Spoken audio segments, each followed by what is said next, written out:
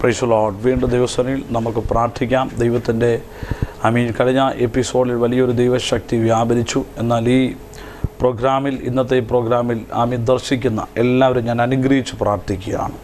എല്ലാവരുടെ ജീവിതത്തിലൊരു വലിയ ഈ ഒരു പ്രോഗ്രാം കഴിയുമ്പോൾ തന്നെ വലിയൊരു ദൈവപ്രവൃത്തി വെളിപ്പെടുവാൻ ഞാൻ പ്രാർത്ഥിക്കുവാൻ ആഗ്രഹിക്കുന്നു. സ്വർഗീയ നല്ല ദൈവമേ, നസ്രാനായ യേശുവിൻ്റെ നാമത്തിൽ എല്ലാവരെയും അനുഗ്രഹിച്ച് പ്രാർത്ഥിക്കുന്നു. ഈ പ്രോഗ്രാമിലേക്ക് സപ്പോർട്ട് ചെയ്യുന്ന തൻ്റെ ഭക്തനെ ഏൽപ്പിച്ച് പ്രാർത്ഥിക്കുന്നു. സ്വർഗത്തിലെ ദൈവം അനുഗ്രഹിച്ച് എല്ലാ നന്മകളാൽ നിറയ്ക്കണം, ഇരട്ടി നന്മയാൽ അനുഗ്രഹിക്കണം.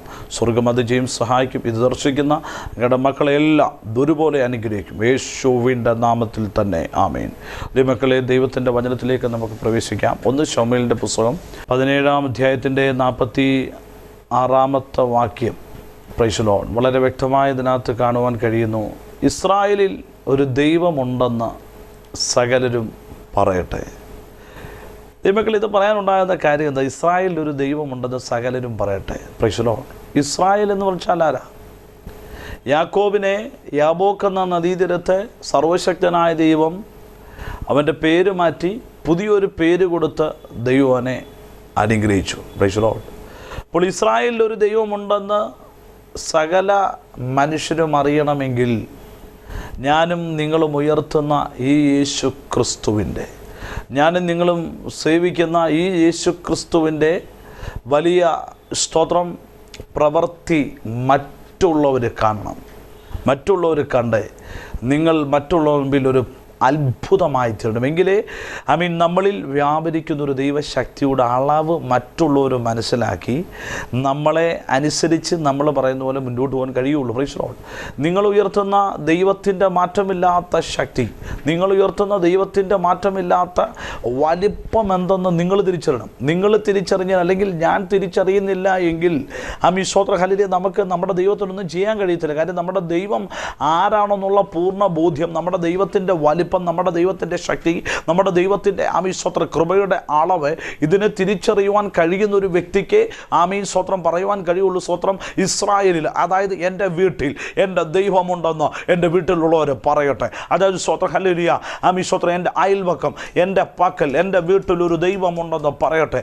എൻ്റെ വീട്ടിൽ സ്തോത്രം ഹല്ലേലൂയ പ്രാർത്ഥിക്കുമ്പോൾ, എൻ്റെ വീട്ടിൽ സ്തോത്രം ആരാധിക്കുമ്പോൾ, എൻ്റെ വീട്ടിൽ ദൈവത്തെ ഉയർത്തുമ്പോൾ, ദൈവത്തിൻ്റെ പ്രവൃത്തി വെളിപ്പെടേണ്ടതിന് മറ്റുള്ളവർ നിങ്ങളെ നോക്കിക്കൊണ്ട് പറയണം, ആ പോന്ന ആ വ്യക്തിയുടെ ജീവിതത്തിൽ ഒരു വലിയ ദൈവ സാന്നിധ്യമുണ്ട്. അതുകൊണ്ടല്ലേ 2 രാജാക്കന്മാരുടെ പുസ്തകം 4-ാം അധ്യായത്തിൻ്റെ 9-ാമത്തെ വാക്യത്തിൽ നിങ്ങൾ ശ്രദ്ധിക്കൂ. സ്തോത്രം. എലീശ പുരോഹിതൻ നടന്നുപോയപ്പോൾ സ്തോത്ര ഹല്ലേലൂയ നോക്കിക്കൊണ്ട് ധനികയായ സ്ത്രീ പറയുന്നു, ഇവൻ കൂടെ ഇതുവഴിയായി കടന്നു വന്നു, ഇവനൊരു ദൈവപുരുഷനെന്ന് പറയുന്നു. സ്തോത്രം. കാര്യം എന്താ?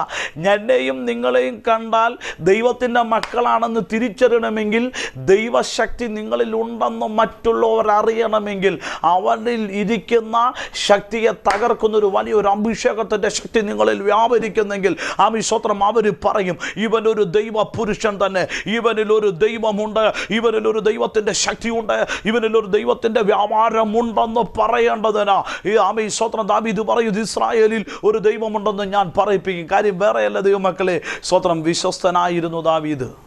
സ്വന്തം അപ്പൻ്റെ ആടുകളെ വനാന്തരത്തിൽ മേയ്ക്കുമ്പോൾ സ്തോത്രം, ആ വനാന്തരത്തിൽ അവസ്ഥ നിങ്ങൾ ചിന്തിക്കണം.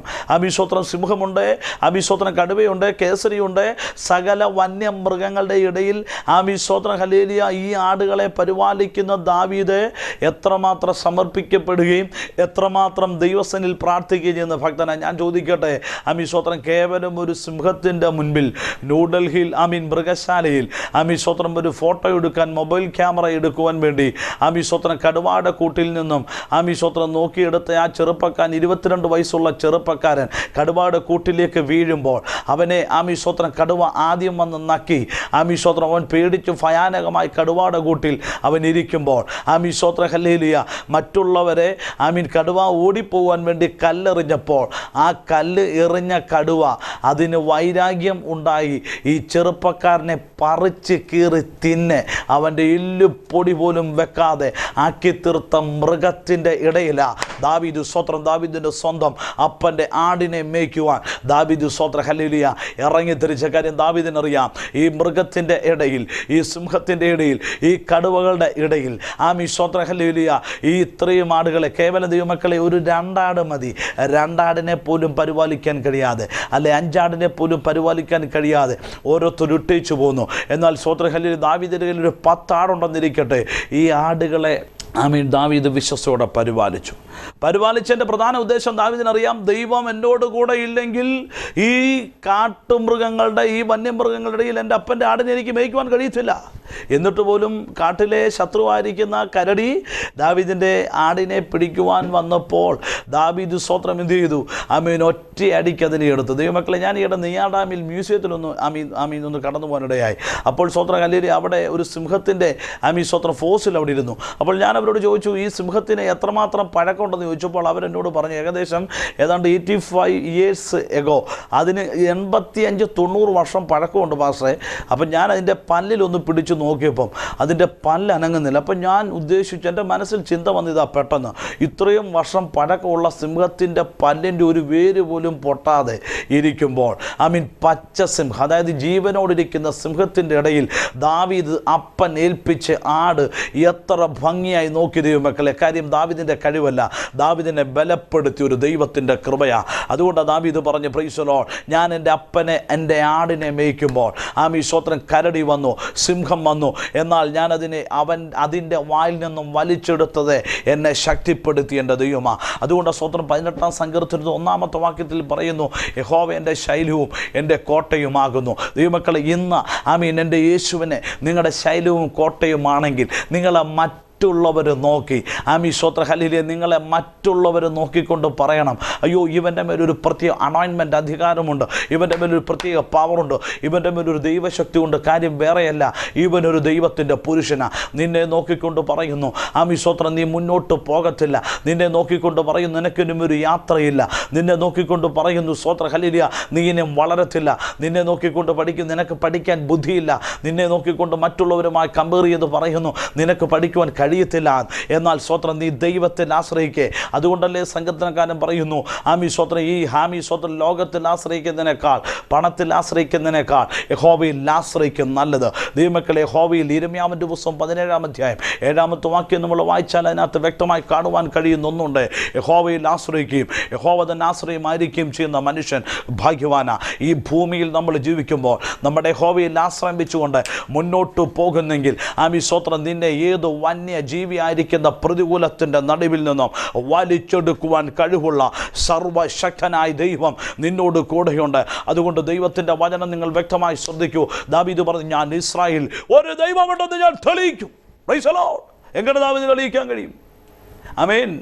ശൗൽ എന്ന പട്ടാളക്കാരും ശൗലിൻ്റെ ഭടന്മാരെല്ലാം ഒന്നിച്ചു വന്ന് സ്തോത്ര ഹല്ലേലൂയ നിൽക്കുമ്പോൾ, അന്നത്തെ കാലഘട്ടത്തിൽ ശൗലിനെ ദൈവം തിരഞ്ഞെടുക്കുമ്പോൾ ശൗലിൻ്റെ തോൾപ്പക്കമുള്ളായിരുന്നു ആ കാലഘട്ടത്തിൽ ജനങ്ങൾ. എന്നാൽ അത്രയും ജനത്തിൻ്റെ നടുവിൽ ശൗലിന് അത്രയും ഹൈറ്റും അതനുസരിച്ച് വെയിറ്റുമുള്ള ശൗലിൻ്റെ മേൽ സ്തോത്രം ഹല്ലേലൂയ അവനെ കാട്ടി വലിയവനായ ഒരു ഗോലിയാത്ത് അപ്പുറത്ത് നിന്ന് വെല്ലുവിളിച്ചപ്പോൾ ശൗലിൻ്റെ ഉള്ളു ഭയന്നു.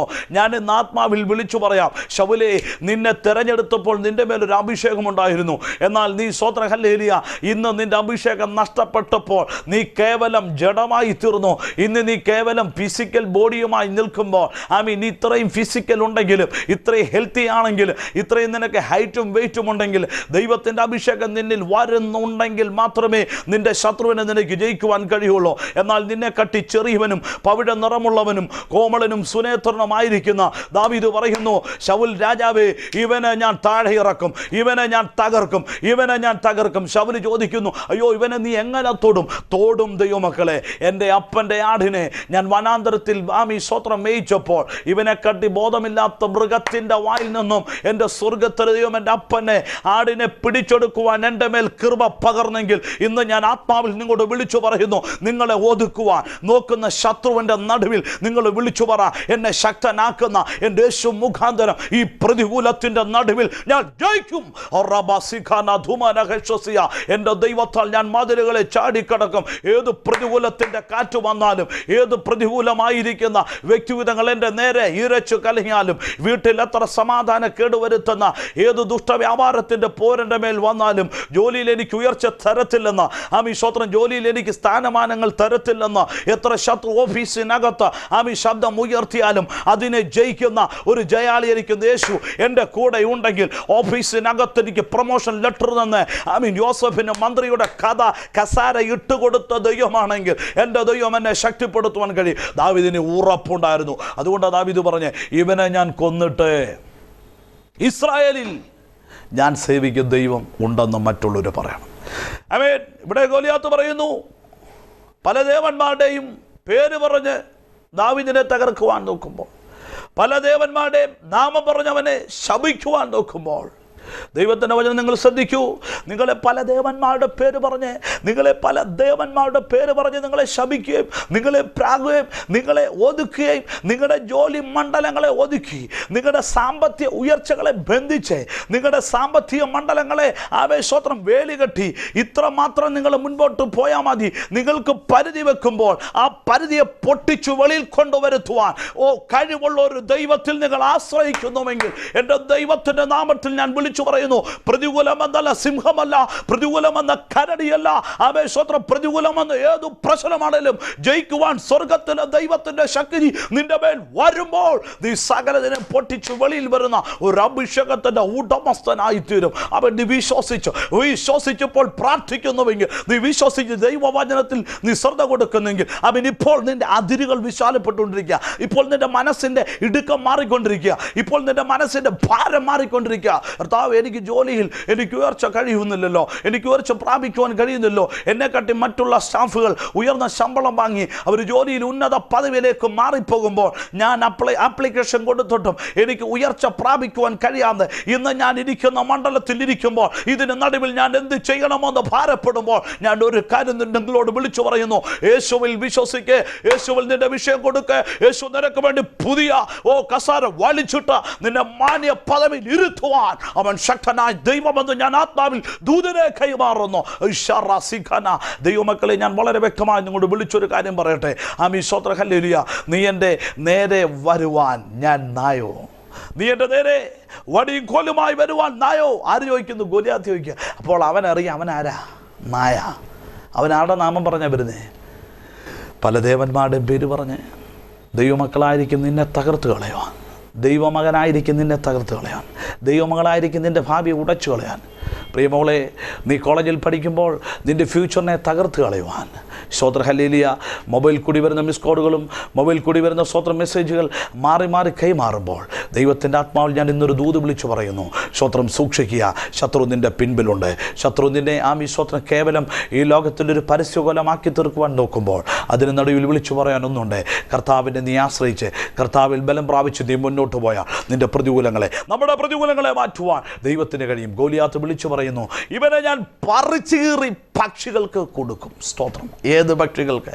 ആകാശത്തിലെ പറവകൾക്ക് പറിച്ചു കയറി അവൻ്റെ മാംസം കൊടുക്കുമെന്നോ ശത്രു അകത്ത് പറയുന്നു. ശത്രു പറയുന്നു, നിന്നെ ഞാൻ വലിച്ചു കയറും, നീ നന്മ കാണത്തില്ല, നിനക്ക് കാണിക്കുവാൻ ഞാൻ അനുവദിക്കത്തില്ല, നീ പ്രാപിക്കത്തില്ല, നീ കടത്തിൽ തന്നെ കിടക്കും, നീ രോഗത്തിൽ തന്നെ കിടക്കും, നീ സ്വന്തം രോഗത്തിൽ കിടന്ന് നിനക്ക് അതിരുകൾ വിശാലപ്പെടത്തില്ല, നിൻ്റെ വീട് പണി നടക്കത്തില്ല, നിൻ്റെ അതിരുകൾ വിശാലപ്പെടത്തില്ല, നിൻ്റെ ജോലിയിൽ നിനക്ക് ഉയർച്ച പ്രാപിക്കുവാൻ കഴിയത്തില്ല, എന്നും നിനക്ക് കടം, എന്നും ഭാരം, എന്നും ദുഃഖമെന്ന് ഓർത്ത് ശത്രു പറയും, നിന്നെ ഞാൻ പറിച്ചു കയറും, പക്ഷികൾക്ക് കൊടുക്കും, ഇവൻ്റെ മാംസം ഞാൻ ആകാശത്തല്ല പറവകൾക്ക് കൊടുക്കുമെന്ന് ശത്രു പറയുമ്പോൾ ദൈവത്തിൻ്റെ വചനം പറയുന്നു, ദുഷ്ടൻ പല്ലുകടി ചുരുങ്ങിപ്പോവും, ദുഷ്ടൻ്റെ ആശ നശിച്ചു പോവും. ഗോലിയാത്തിൻ്റെ ആഗ്രഹം ഒന്നുണ്ടായിരുന്നു, ദൈവത്തിൻ്റെ ഭക്തനായിരിക്കും ദാവീദിനെ തകർത്ത് കളയുവാൻ, ദൈവത്തിൻ്റെ ഭക്തനായിരിക്കും ദാവീദിനെ മുടിച്ചു കളയാൻ നോക്കിയ മണ്ഡലത്തിൽ ഞാൻ പറയുന്നു, പ്രിയ സഹോദരങ്ങളെ, അതിരുതർക്കത്തിൽ മന്ത്രവാദം ചെയ്ത് സ്വന്തം കുടുംബത്തെ തകർക്കുവാൻ, സ്വന്തം അനിയനെ തകർത്ത് കളയുവാൻ നീ പദ്ധതി ഒരുക്കുമ്പോൾ സ്വന്തം ദൈവം പറയുന്നു, നീ ഒരുക്കിയ കെണിയിൽ നീ തന്നെ വീഴും. അവനെ വീണ്ടെടുക്കുന്ന ഒരു ദൈവം വലിയ ദൈവമാണ്. അതുകൊണ്ട് സ്വന്തം ദൈവത്തിൽ നീ ആശ്രയിക്കുന്നെങ്കിൽ, പൂർണ്ണമായ ദൈവത്തിൽ നീ പ്രത്യാശ വയ്ക്കുന്നെങ്കിൽ, എന്നെയും നിന്നെയും വീണ്ടെടുക്കുവാൻ, ആമീൻ, നിങ്ങളെ വീണ്ടെടുക്കുവാൻ, നിങ്ങളുടെ വിഷയത്തിൽ നിന്ന് വീണ്ടെടുക്കുവാൻ സർവശക്തനായ ദൈവത്തിന് കഴിയും. അതുകൊണ്ട് ദൈവത്തിൻ്റെ വചനം ശ്രദ്ധിക്കൂ. ഗോലിയാത്തിനെ ആമീൻ സ്തോത്രം 5 കല്ല്, ആമീൻ സ്തോത്രം, അവൻ പരിശുദ്ധാത്മാവെന്ന നദിയിൽ നിന്നും 5 കല്ലെടുത്തിട്ട്, ഒരു മിനുസമുള്ള കല്ലെടുത്ത് ഗോലിയാത്തിനെ എറിഞ്ഞ് ഒറ്റ ഏറിന് കളഞ്ഞുവെങ്കിൽ, ഞാൻ ഇങ്ങനെ പറയുന്നു, സ്തോത്രം, വിശ്വാസത്തിൻ്റെ ഒരു കല്ലെടുത്ത് ആമീൻ സ്തോത്രം ശത്രുവിനെ ഏറിയേണ്ടടത്ത് എറിഞ്ഞാൽ നിന്റെ ശത്രു നിന്റെ കാൽക്കൽ വീഴും. അതുകൊണ്ട് ദൈവത്തിൻ്റെ വചനം പറയുന്നു, പാമ്പിനെയും പെരും പാമ്പിനെയും ബാലസിംഹത്തെയും നീ ചവിട്ടി മെതിച്ചു കളയും. അവൻ എന്നോട് പറ്റിയിരിക്കുക, ഞാൻ അവനെ വിടിവിക്കും. യേശു വിടിവിക്കും ദൈവമാകട്ടോ. അല്ലെങ്കിൽ ദാനിയേൽ പറയത്തില്ല, വിടിവിച്ചാലും വിടിവിച്ചില്ലെങ്കിൽ ഈ ദൈവത്തെ ഞാൻ സേവിക്കത്തില്ല എന്ന്. സ്വതന്ത്ര ദാനിയേൽ പറഞ്ഞു, വിടിവിച്ചാലും വിടിവിച്ചില്ലെങ്കിലും ഞാൻ എൻ്റെ ദൈവത്തിൻ്റെ സനയിൽ തന്നെ മുട്ടുമടക്കും. ദൈവമക്കളെ, ദാനിയേലിന് ഉറപ്പുണ്ട്, എൻ്റെ ദൈവം എന്നെ വിടിവിക്കും. ആമീ സ്വത്ര. ശത്രു പറയുന്നു നീ നശിക്കുന്ന. മനുഷ്യൻ എന്തു പറയുന്നു? മനുഷ്യൻ പറയണം നിന്റെ പരിപാടി കഴിഞ്ഞെന്ന്, നീ തീർന്നു, നിന്നെ ഇനി കൊള്ളത്തില്ല, നീ ചത്തുപോയി. സ്വത്രം, നിന്നെ ഒന്നിനും കൊള്ളത്തില്ലെന്ന് പറയുമ്പോഴേ ദൈവത്തിൻ്റെ പ്രവൃത്തി ആരംഭിക്കത്തുള്ളൂ. സ്വത്രം. മനുഷ്യൻ്റെ അവസാനമാണ് ദൈവത്തിൻ്റെ സ്റ്റാർട്ടിങ്. Price the Lord.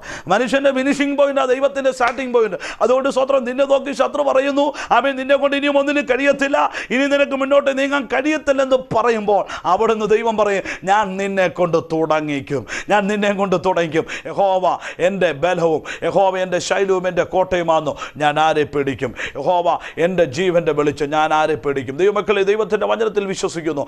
ദാവീദിന് ഒരു ഉറപ്പുണ്ട്, എൻ്റെ ദൈവം വലിയവനാണ്. എൻ്റെ ദൈവം ആമീൻ സ്തോത്രം ആ സിംഹത്തെ തകർക്കുവാൻ, ആ കരടിയെ തകർത്തെ ജീവനോടെ ആടിനെ എനിക്ക് വെളിയിൽ കൊണ്ടുവരാൻ കഴിഞ്ഞുവെങ്കിൽ, കേവലം ആമീൻ അഭിഷേകമില്ലാത്ത ഈ ഗോലിയാത്തിനെ തകർത്ത് കളയുവാൻ എൻ്റെ ദൈവം എന്നെ ശക്തീകരിക്കുന്നു ഉറപ്പുണ്ടായിരുന്നു. എന്നാൽ ശൗല് പറയുന്നു, ദാവീദേ മോനെ, ആമീൻ സ്തോത്രം, നീ വസ്ത്രങ്ങളൊക്കെ ധരിച്ച് ഇവനെ ചെന്ന് തകർക്കെ, അല്ലെങ്കിൽ നിന്നെ ഒറ്റയടിക്കവൻ തകർത്ത് കളയും. ഞാൻ ആത്മാവിൽ എൻ്റെ ഭാവനയെ ഞാൻ വിളിച്ചു പറയുന്നു, ആമീൻ, അഭിഷേകം നഷ്ടപ്പെട്ടു പോയ ശൗലി, നിന്റെ വസ്ത്രമിട്ടാൽ എൻ്റെ അഭിഷേകം കൂടെ നഷ്ടപ്പെട്ടു പോകാൻ ഇടയായിത്തീരും. അതുകൊണ്ട് അഭിഷേകം നഷ്ടപ്പെട്ടു പോയ വസ്ത്രം എനിക്ക് വേണ്ട. അഭിഷേകത്തിൻ്റെ ഉടമസ്ഥനായിരിക്കുന്ന സാക്ഷാൽ യേശു ക്രിസ്തുവിൻ്റെ ആമീൻ സ്തോത്രം വെളിച്ചം എൻ്റെ ഹൃദയത്തിൽ ഉണ്ടെങ്കിൽ എൻ്റെ മുൻപിൽ നിൽക്കുന്ന ശത്രുവിനെ എനിക്ക് തകർത്ത് കളയുവാൻ കഴിയും. അതുകൊണ്ട് ഞാൻ ആമീൻ സ്തോത്രം ഹല്ലേലൂയ, ഈ TV പ്രോഗ്രാമിൽ ദർശിക്കുന്ന പ്രിയ സഹോദരങ്ങളെ, നിങ്ങളോട് ഞാൻ ആത്മാവിൽ വിളിച്ചു പറയുന്നു, കർത്താവായ യേശു ക്രിസ്തുവിൽ പൂർണ്ണ പ്രത്യാശ നിങ്ങൾ വെച്ചു കൊടുക്കുന്നുവെങ്കിൽ, നിങ്ങൾ പൂർണ്ണമായി നിങ്ങൾ ധൈര്യപ്പെടുന്നുവെങ്കിൽ, ദൈവത്തിൻ്റെ വചനം പറയുന്നു, എങ്കിലും നിങ്ങൾ ധൈര്യമായിരിപ്പീൻ, നിങ്ങളുടെ കപ്പലിനല്ലാതെ പ്രാണന് ഹാനി വരികയില്ല. അപ്പോസ്തല പ്രവൃത്തി 27-ാം അധ്യായം 22-ാമത്തെ വാക്യത്തിൽ പറയുന്നു, ആമീൻ, കപ്പലിനല്ലാതെ ആമീൻ സ്തോത്ര ഹല്ലേലൂയ നിങ്ങളുടെ പ്രാണന് ഹാനി വരത്തില്ല കേട്ടോ. ശത്രു ഒരുപക്ഷെ നിന്നെ ആമീൻ കടം കയറ്റി ആ തകർക്കുമെന്ന് പറയും. ഒരുപക്ഷെ ശത്രു പറഞ്ഞു, സ്തോത്ര ഹല്ലേലൂയ നിനക്ക് നന്മ പ്രാപിക്കാൻ കഴിയത്തില്ലെന്ന്. ശത്രു ഒരുപക്ഷെ പറഞ്ഞു, സ്തോത്ര ഹല്ലേലൂയ നീ രോഗിയായിട്ടെന്നും കിടക്കുമെന്ന്. എന്നാൽ സ്തോത്ര ദൈവത്തിൻ്റെ ഭക്തനായിരിക്കുന്ന പൗലോസിനോട് ദൈവത്തിൻ്റെ ദൂതൻ പറയുന്നു, ആമീൻ, നിന്റെ കപ്പലിനല്ലാതെ നിന്റെ പ്രാണന് ഹാനി വരികയില്ല. കാര്യം പറയല്ല, നീ സേവിച്ചു വരുന്നവനും എൻ്റെ ഉടയവനുമായ യഹോവ ഇപ്രകാരം അരുളി ചെയ്യുന്നു, എൻ്റെ കപ്പലിനല്ലാതെ എൻ്റെ പ്രാണന് ഹാനി വരികയില്ല. ദൈവമക്കളെ, നിങ്ങൾ ഇന്ന് ആത്മാവിൽ വിളിച്ചു പറ, ആമേൻ, ശത്രുവേ നിനക്ക് എന്നോടൊന്നും ചെയ്യുവാൻ കഴിയത്തില്ല, എൻ്റെ പ്രാണൻ നിനക്ക് തൊടുവാൻ കഴിയത്തില്ല. ആമേൻ സ്തോത്രം, എന്നെ സൃഷ്ടിച്ചവനും എന്നെ നിർമ്മിച്ചവനും എൻ്റെ ഉടയവനുമായ യഹോവ എന്നോട് ഇന്ന് ഇങ്ങനെ അരുളി ചെയ്യുന്നു, ഇസ്രായേലിൽ ഒരു ദൈവമുണ്ടെന്ന് ഞാൻ മുഖാന്തരം മറ്റുള്ളവരറിയും. നീ മുഖാന്തരം നിന്റെ ഭവനത്തിനകത്ത് ഒരു ദൈവമുണ്ടെന്നറിയണം. നീ മുഖാന്തരം അയൽവക്കക്കാരുടെ മുൻപിൽ ഒരു ദൈവമുണ്ടെന്നറിയണം. നീ മുഖാന്തരം ദേശത്തിന്റെ മുൻപിൽ ഒരു ദൈവമുണ്ടെന്നറിയണം. നീ മുഖാന്തരം നീ കൂടുന്ന എവിടെയാണെങ്കിലും ആമേൻ സ്തോത്രം ഹല്ലേലൂയ ദൈവമുണ്ടെന്ന് നിന്നെ നോക്കുന്നവര് പറയണം. അങ്ങനെയെങ്കിൽ കൂടെ കൂടെ ഇതുവഴി കടന്നു വന്ന ആമേൻ എലീശയെ നോക്കിക്കൊണ്ട് ധനികയായ സ്ത്രീ പറഞ്ഞുവെങ്കിൽ, ആമേൻ, ഈ വചനം കേൾക്കുന്ന നിന്നെ കാണുമ്പോൾ, ആമേൻ, നിന്നോട് ഇടപെടുന്നവർ, നിന്നോട് ആമേൻ നിഗ്രഹിക്കുന്നവർ പറയണം, ഓ, ഇവരിൽ ഒരു ദൈവത്തിന്റെ വ്യാപാരമുണ്ട്. ആമേൻ സ്തോത്രം, അങ്ങനെ ഉള്ള നിന്റെ കാല യോർദാനിൽ വെച്ചാൽ യോർദാൻ രണ്ടായി മാറുവാൻ എൻ്റെ ദൈവത്തിന് കഴിയും. അതുകൊണ്ട് ദൈവത്തിൽ പൂർണ്ണമായി ശരണം വെക്കെ. ദൈവത്തിൻ്റെ വചനം പറയുന്നു, ഇസ്രായേലിൽ ഒരു ദൈവമുണ്ട്. Price the Lord. ഏത് ദൈവമാണ്? ജീവനുള്ളവനായ ദൈവം. ചിലർ രഥങ്ങളിലും ചിലർ കുതിരകളിലും ആശ്രയിക്കുമ്പോൾ, ഞങ്ങളോ ഞങ്ങളുടെ ജീവനുള്ള ദൈവത്തിൽ ആശ്രയിക്കുന്നു. രഥങ്ങളിലും കുതിരകളിലും ആശ്രയിച്ച് സകല രീതിയിൽ തകർത്ത് കളയുവാൻ, സകല സ്വത്രം ദുഷ്ട രീതിയിൽ മന്ത്രവാദങ്ങൾ ആഭിചാരങ്ങൾ ചെയ്ത് തകർത്ത് കളയുവാൻ ദുഷ്ടനായിരിക്കുന്ന പിശാച് പല പദ്ധതി ഒരുക്കി നിൻ്റെ ആയുസ്സിനെ മധ്യേ എടുത്തു കളയാൻ സ്വത്രം മുരളി കമത്തുമ്പോഴും സ്വത്രം നീ പോകുമ്പോൾ ആമീൻ സ്വത്രം നിന്നെ നോക്കി പ്രാഗി, നിന്നെ നോക്കി വെള്ളമെടുത്ത് തലയിലൊഴിച്ച് പ്രാഗി കളയുമ്പോൾ നിന്നെ പേര് ചൊല്ലി വിളിച്ചവനായൊരു ദൈവമുണ്ട് കേട്ടോ. നിൻ്റെ യാത്രകളെ മുടക്കി യാത്ര നീ കാണരുത്. യാത്ര പോകരുത്. യാത്രയിൽ ചെന്ന് സ്വത്രം നീ നന്മ പ്രാപിക്കല്ല്. വിദേശയാത്ര മുടങ്ങി എന്നും നീ വീട്ടിൽ തന്നെ ഇരിക്കണം. ഒരു നന്മ നീ വീട്ടിൽ കൊണ്ടുവരില്ല. ആമീൻ സ്വത്രം നീ മക്കൾക്ക് കൊണ്ടുവരും നന്മ മറ്റുള്ളവർ കണ്ടേ. നന്മയുടെ വാതിൽ അടയ്ക്കുവാൻ നോക്കുമ്പോൾ ദൈവത്തിൻ്റെ വചനം പറയുന്നു, ഞാൻ നിൻ്റെ മുൻപിൽ ഒരു വാതിൽ തുറന്നു വെച്ചിരിക്കുന്നു. ശത്രു പറയും നിൻ്റെ വാതിൽ ഞാൻ അടയ്ക്കുന്നു. എന്നാൽ എൻ്റെ ദൈവം പറഞ്ഞു, ഞാൻ നിൻ്റെ മുൻപിൽ ഒരു വാതിൽ തുറന്നു വെക്കും.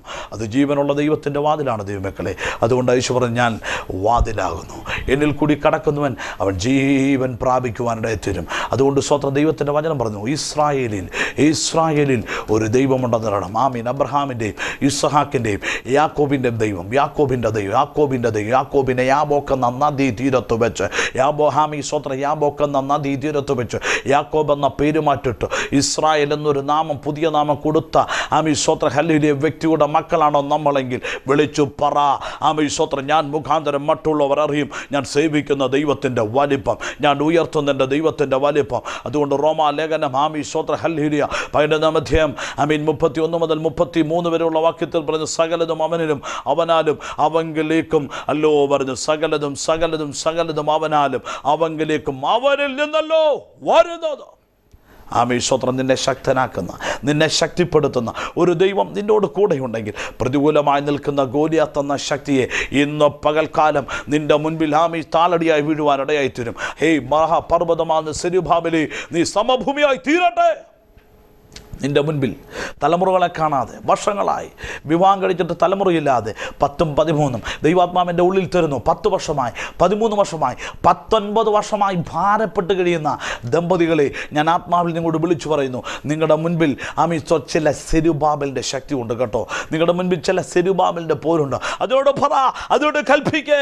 ആമേൻ സ്വത്രം, ഇസ്രായേലിൽ ഒരു ദൈവമുണ്ട്. ദാവീദ് പറഞ്ഞുവെങ്കിൽ എന്നിലൊരു ദൈവമുണ്ട്. എൻ്റെ പ്രതികൂലത്തെ, എൻ്റെ തലമുറകളെ തടഞ്ഞ്, എൻ്റെ വാഗ്ദത്തങ്ങളെ തടഞ്ഞ് തലമുറ കാണിക്കത്തില്ലെന്ന് വെല്ലുവിളിക്കുന്ന ഏത് ദുഷ്ടശക്തിയാണേലും യേശു ക്രിസ്തുവിൻ്റെ നാമത്തിൽ സമഭൂമിയായി തീരട്ടെ.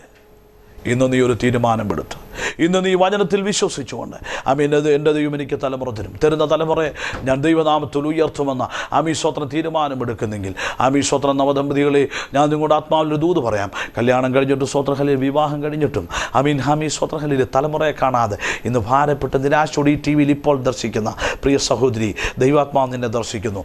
ആമീൻ സ്വത്രം നിൻ്റെ ശരീരത്തിൽ ആമീൻ സ്വത്രഹലിയ സാറായുടെ ജീവിതത്തിൽ സംഭവിച്ച പോലെ ചില പതിവുകൾ മുടങ്ങിക്കിടക്കുന്നു. ആമീൻ സ്വത്രം, എന്നാൽ ആ പതിവുകളെ പുതുക്കുവാൻ കഴിവുള്ളവനായ ദൈവം ആമീൻ സ്വത്രം ഈ ദർശനം ആമീൻ ഈ ടി വിയിൽ കൂടി ഒരു വലിയ ദൈവശക്തി വ്യാപരിക്കുന്നു. നിങ്ങൾ ചിന്തിക്കും, എങ്ങനെ ടെലിവിഷനിൽ കൂടി ദൈവശക്തി വ്യാപരിക്കുന്നു? വിശ്വസിച്ചുകൊണ്ട് വസ്ത്രത്തിൽ